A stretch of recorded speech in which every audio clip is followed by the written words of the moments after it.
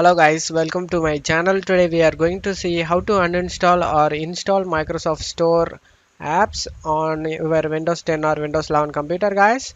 Let's jump straight into it guys. First let's see how to install a Microsoft Store app guys. Go to search menu and type a store. Click on open it. Now you just need to search for the app you just want it, and here are the top free apps, and I will go for the recommended one.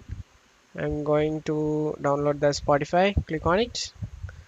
Click on the get option and install it guys. After installing it, you can search here and open it guys. Spotify. Click on open it like this.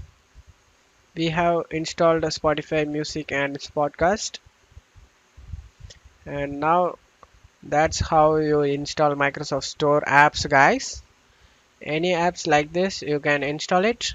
And now I'll show you guys how to delete a particular application in Microsoft Store apps. Go to search menu and type installed app.